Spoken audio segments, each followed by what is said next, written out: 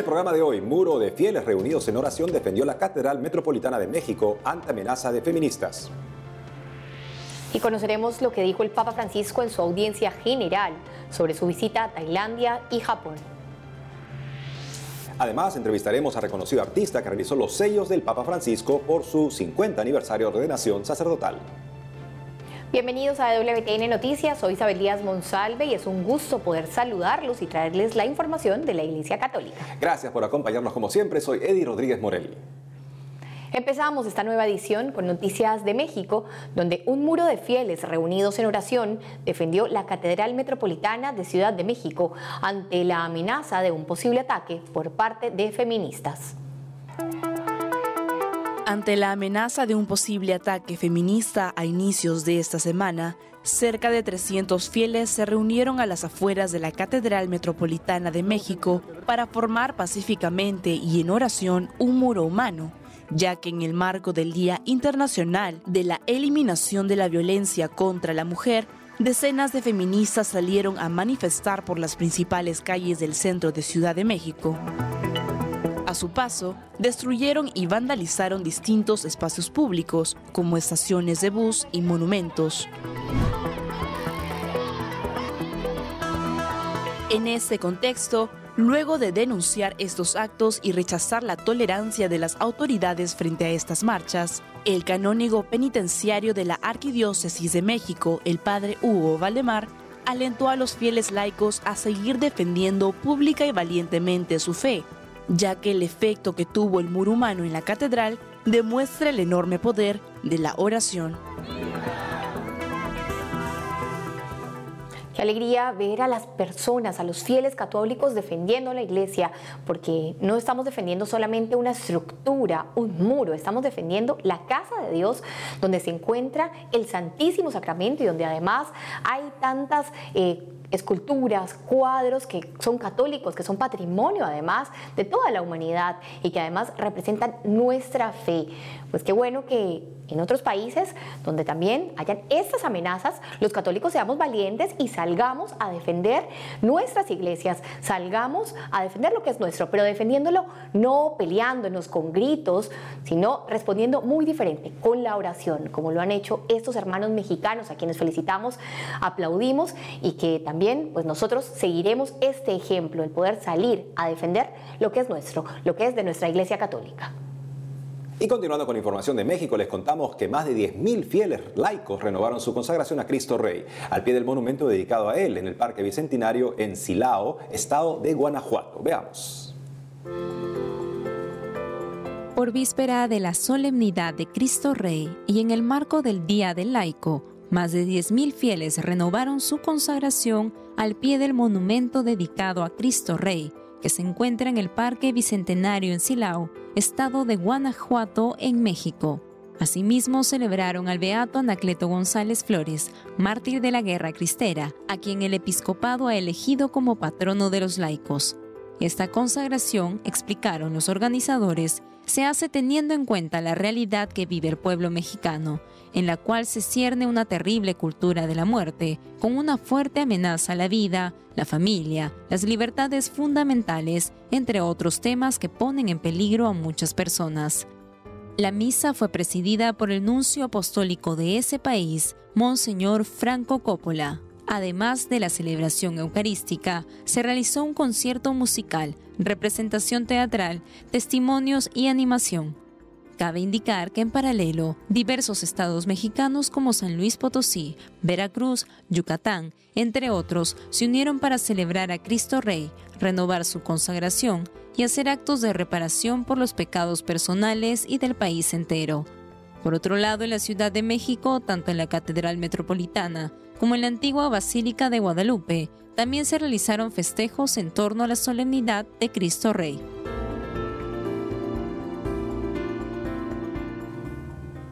Ahora nos enlazamos con nuestro corresponsal en Roma, Miguel Pérez Pichel, quien nos tiene información de lo que dijo el Papa a los periodistas en el vuelo de regreso desde Japón hasta Roma y de las conclusiones que dio el Santo Padre en la audiencia general de hoy miércoles. Adelante, Miguel. Hola, ¿cómo están? Saludos desde Roma. El Papa Francisco regresó el martes 26 de noviembre de su viaje apostólico a Tailandia y a Japón. En la rueda de prensa que ofreció en el avión que lo trasladó de regreso a Roma, el Santo Padre trató diferentes temas de actualidad como el derecho a la legítima defensa o la necesidad de diálogo para resolver conflictos en América Latina. Sobre el derecho a la legítima defensa, el Papa Francisco defendió que se trata de una hipótesis válida, pero siempre como último recurso, cuando ya se ha agotado la vía de la diplomacia y de la mediación. El pontífice hizo esa reflexión en la respuesta a una pregunta más amplia sobre la paz y la violencia. El Santo Padre desveló que existe un proyecto para una encíclica sobre este tema, pero que aún debe madurar. Ciertamente, debo rezar mucho y buscar el camino, aseguró antes de puntualizar que la encíclica saldrá seguramente en el próximo pontificado. También en la rueda de prensa del vuelo de regreso a Roma, el Papa Francisco pidió que el diálogo sea el camino para resolver los conflictos sociales y políticos que afectan al continente latinoamericano. En respuesta a una pregunta sobre los conflictos sociales y políticos que se están registrando en Nicaragua, Venezuela, Chile o Bolivia, entre otros países latinoamericanos, el Santo Padre reconoció estar asustado por este tipo de enfrentamientos y defendió que se debe buscar el diálogo. Por otra parte, en la audiencia general celebrada este miércoles 27 de noviembre en la Plaza de San Pedro del Vaticano, el Papa Francisco hizo balance de su viaje apostólico a Tailandia y Japón. El pontífice dedicó su catequesis semanal a resumir los principales hitos de su viaje a Tailandia y a Japón. Destacó la importancia interreligiosa de este viaje y también sus mensajes a los jóvenes y a los cristianos locales, que en ambos países son minoría. De forma especial destacó su visita a las ciudades japonesas de Hiroshima y Nagasaki, destruidas durante la Segunda Guerra Mundial por los ataques con la bomba atómica. El Papa Francisco subrayó su firme condena de las armas nucleares y de la hipocresía que consiste en hablar de paz cuando se fabrican y se venden armas. De momento, esta es toda la información desde Roma. Seguiremos contando toda la actualidad del Papa y del Vaticano ahora que se recupera la agenda habitual del pontífice. Informó para EWTN Noticias Miguel Pérez Pichel. Muchas gracias, Miguel, por la información. Ahora les contamos que con motivo del 50 aniversario de la ordenación sacerdotal del Papa Francisco, hace unos días la Oficina Filatélica y Numismática del Vaticano emitió 2 sellos que reproducen 2 pinturas realizadas por el pintor malagueño Raúl Versosa. Para contarnos más sobre cómo se realizaron estas pinturas, está conectado vía Skype con nosotros el propio Raúl Versosa, a quien le damos la bienvenida a EWTN Noticias. Gracias por estar con nosotros, Raúl. Muy buenas, muchas gracias por la entrevista. Raúl, por favor, cuéntanos cómo lograste tú ser el autor de esas pinturas que conmemoran el 50 aniversario de la ordenación sacerdotal del Papa y cuál ha sido tu experiencia al realizarlas. Pues la Oficina Filatélica y Numismática del Vaticano se puso en contacto conmigo hace unos meses para realizar este proyecto. Posteriormente se aprueba y consta de 2 partes. Son 2 pinturas las que yo realizo. Por un lado, el Papa Francisco, Jorge Bergoglio de joven, y después de mayor, un retrato actual. Esta oficina no es la primera vez que se pone en contacto conmigo. Yo ya hice obras del Papa Francisco, como por ejemplo el 80 cumpleaños, que se fue en el 2016. Posteriormente también se hizo el 50 aniversario de la encíclica Popularum Progressio de Pablo VI. El primer sello que yo trabajé con ellos fue de San Felipe Neri y Santa Teresa de Jesús, el 5º centenario de su nacimiento, y el último fue en el año 2018, el de la Pascua de Resurrección. Por lo tanto, no es la primera vez que trabajo con esta oficina. Un auténtico orgullo que se hayan acordado de mí, que tengan en cuenta un pintor de Málaga, que se repita en trabajo y por tanto también de gran responsabilidad. ¿Por qué? Porque es una obra muy pública, en el sentido de que va a ser muy visto por sellos, por internet o redes sociales. Y por otro lado, ¿nos podrías comentar qué te llevó a pintar cuadros católicos, sobre todo el retrato de santos y de diferentes pontífices? El origen de la pintura sacra en mí tiene sus raíces en la pintura cofrade, especialmente la cartelística. Mis comienzos están en torno al año 2000. ¿Y qué ocurre? De esta pintura cofrade evoluciona hacia la pintura de arte sacro propia, es decir, ya no copio la imagen o la escultura de las hermandades, sino que necesito hacer obra propia, de cosecha propia. ¿Por qué? Porque entiendo, primero por mi creencia, está claro, y segundo porque entiendo que la pintura sacra es una herramienta para la fe, ayuda a las personas. Y en este sentido, pues no solamente se busca la belleza, sino por lo tanto que transmita a la persona, al espectador. ¿Por qué recibo encargos de retrato del Papa, por ejemplo?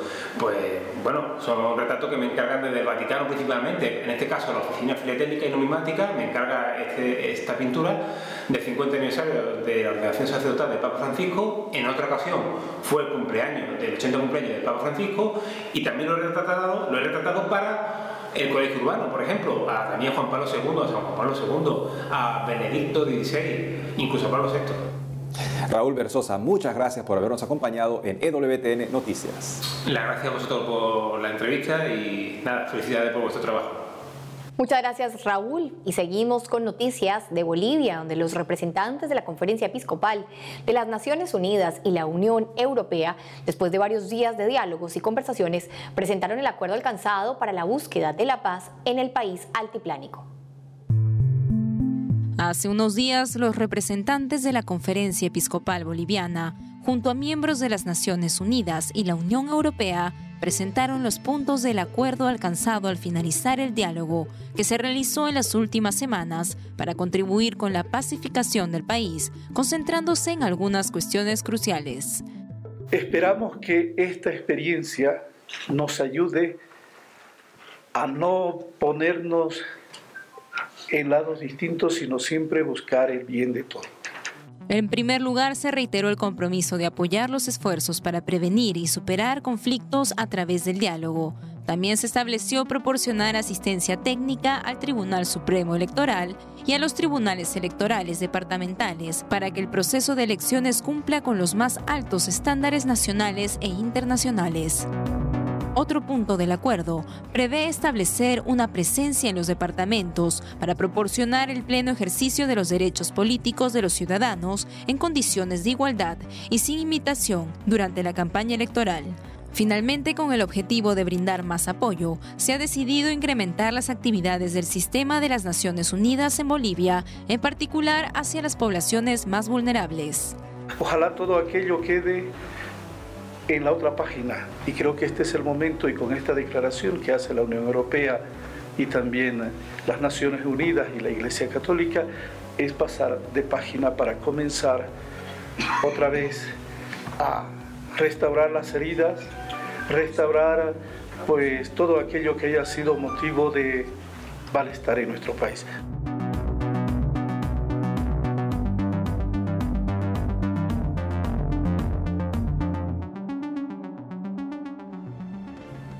Estimados televidentes, tenemos que hacer una pausa, pero al volver condenan a más de 40 años de cárcel a sacerdotes que abusaron de niños sordomudos en Argentina. Inauguran centro para peregrinos de todo el mundo en el pueblo de María Magdalena. Ya regresamos con más información en EWTN Noticias.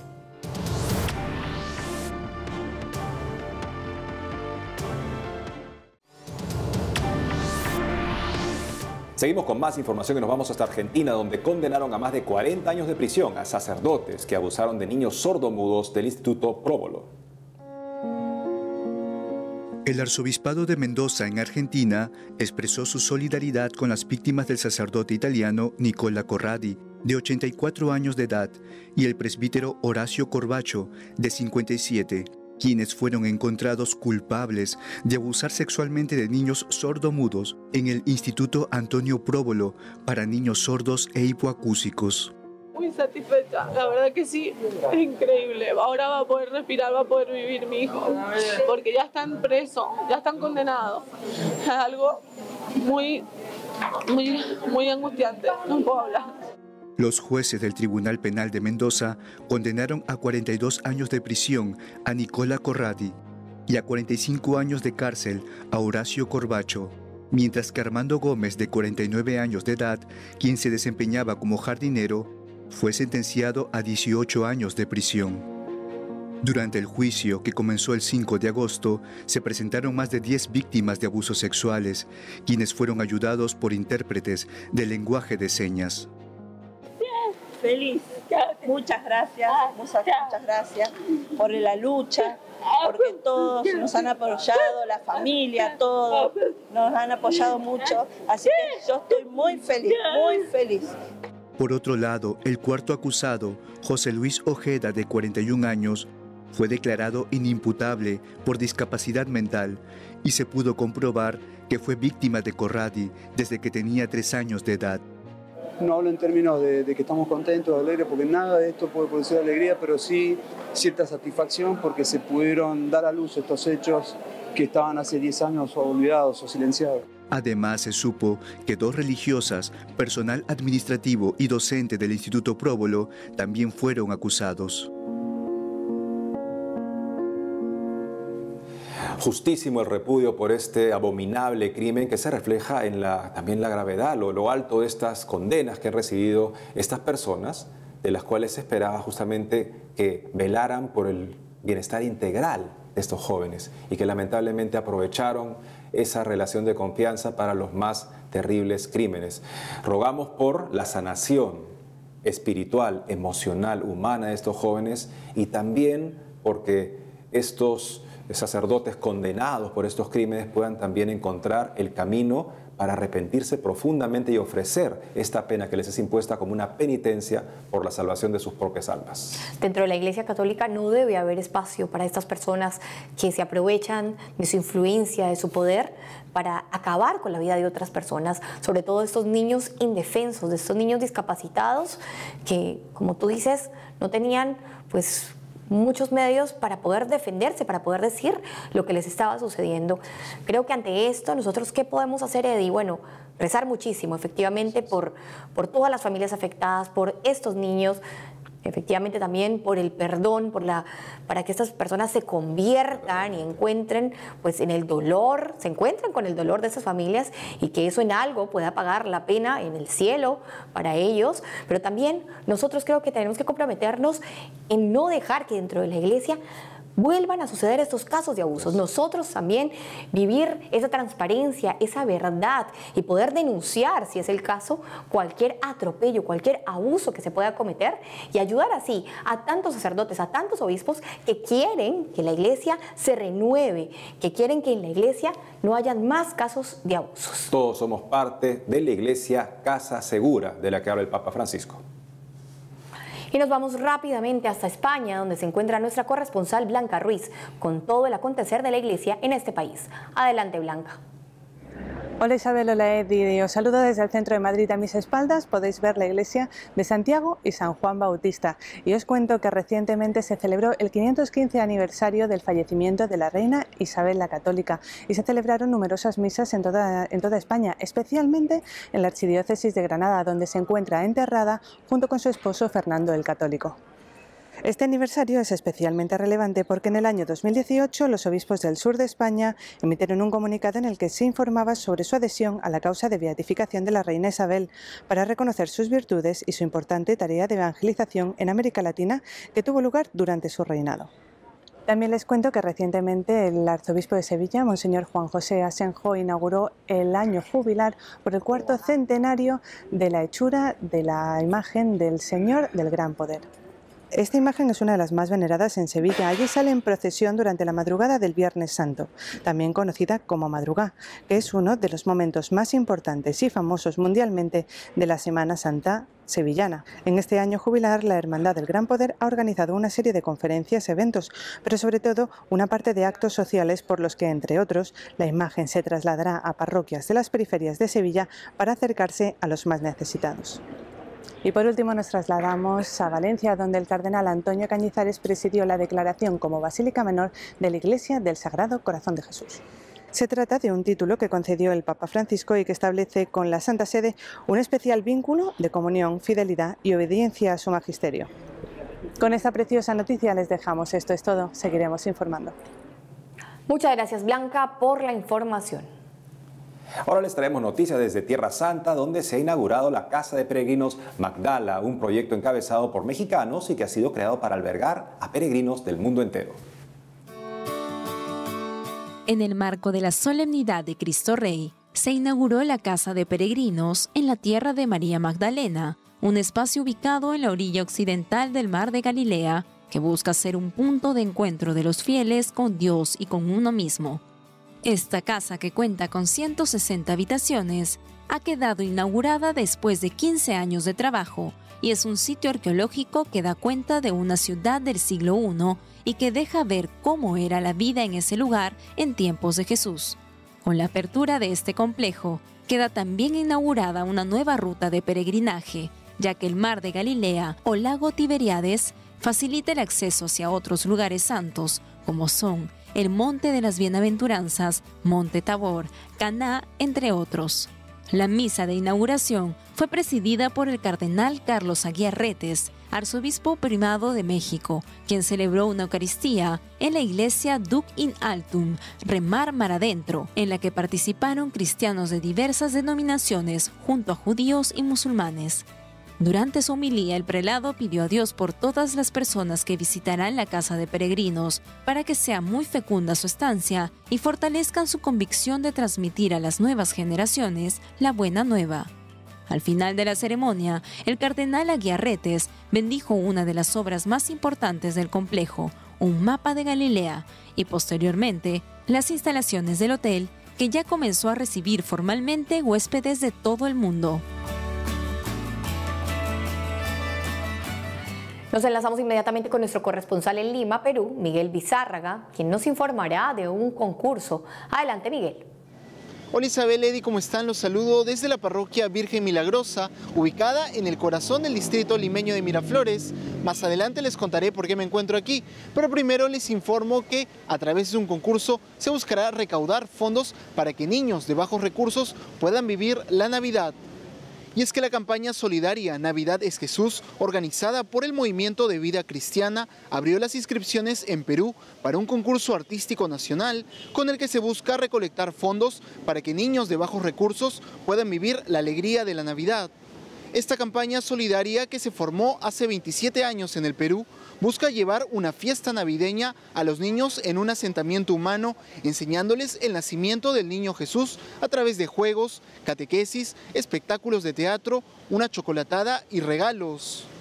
Las personas que deseen participar podrán inscribirse hasta el 29 de noviembre en 3 categorías: fotografía, música y poesía, y deberán presentar composiciones que expresen el verdadero sentido de la Navidad bajo el lema Seamos Familia. Y ahora sí les cuento que vinimos hasta esta parroquia para conversar con el padre Francisco Domingo, superior mayor de los vicentinos en el Perú, quien nos explicó sobre la importancia de la fiesta de la Virgen de la Medalla Milagrosa, que se celebra hoy 27 de noviembre. Esto fue lo que nos dijo. En primer lugar, la devoción a la Virgen nace en el Monte Calvario, cuando Jesucristo le dice a San Juan: ahí tienes a tu madre. Ahí estábamos todos, y Jesucristo nunca nos miente, es nuestra madre. Todos aquellos que no la tienen devoción y no creen, pues qué pena. Pero en concreto la Virgen de la Medalla Milagrosa, que es la misma, nace el año 1830, un 19 de julio, un 27 de noviembre, se aparece a una religiosa, una novicia, hija de la Caridad, de 24 años, y la dice que ella es la Virgen María, que es la Madre de Dios, pero que ella quiere que lleve todo el mundo su medalla, su fotografía, que quiere acompañarnos de por vida, que quiere que veamos y que es nuestra madre, que quiere estar junto a nosotros, y que muchas gracias que no nos dais porque no se las pedimos. Pero además de eso, que quiere que la imitemos, porque la devoción auténtica en teología no es solamente pedir, la devoción es imitar. Tengo devoción a San Martín, la imito. Tengo devoción a Santa Rosita, la imito. Esa es la auténtica devoción, y por eso es la devoción de la Virgen María. Estamos simplemente obedeciendo a la Virgen María. Quiere realmente que la conozcamos. Quiere que la imitemos. Quiere hacerse presente en un mundo totalmente hedonista, materialista, medio ateo, medio agnóstico. La gente quiere espiritualidad. Eso lo hemos visto en todos los lugares. Todo el mundo acepta a la Virgen María. A veces los hombres se sienten un poco reacios, pero cuando ven una imagen de la Virgen se sienten como queridos, amados, como la madre que está cerca, y que todas las gracias que aparentemente están oscuras y no pedimos, es como nos dice: pidan como yo pedí las bodas de Caná, y todo se concede. Primero modelos, después intercesores, ya, y que realmente el mundo sea más justo, más humano, más cristiano, si nos sentimos todos hijos de la misma madre. Isabel Eddy, por el momento esta ha sido toda la información de la Iglesia en el Perú. Informó para EWTN Noticias Miguel Bizárraga. Adelante, estudios. Muchas gracias, Miguel, por la información. Y bueno, pues hemos llegado al final del programa por hoy, pero ¿cómo no rescatar a la Virgen de la Medalla Milagrosa, esta advocación que expande sus rayos de luz sobre los hijos que le invocan? Así que cómo no pedirle a la Virgen María que interceda por nosotros. Ella derrama la gracia, pero nosotros tenemos que pedirla y acogerla en nuestro corazón. Toda la vida de María está en la lógica del don, y es el don máximo que Dios nos da, que es Jesucristo, la bendición que nos ayuda a todos y nos invita a todos a convertirnos, como también esta maravillosa iniciativa de organizar eventos navideños para niños en situación, digamos, social de desventaja, pero donde reciben el sentido de la Navidad, donde hay catequesis, hay actividades justamente para recalcar que Navidad es Jesús. Eso significa NEJ. Qué importante que todas las iniciativas que haga la Iglesia en estos días, también para personas que de bajos recursos, tengan como centro a Jesús. Y bueno, estimados televidentes, terminamos el programa por el día de hoy. Gracias por acompañarnos. Recuerden que nos pueden seguir en las redes sociales y que también nos encuentran en nuestra página web www.ewtnnoticias.com. Hasta pronto.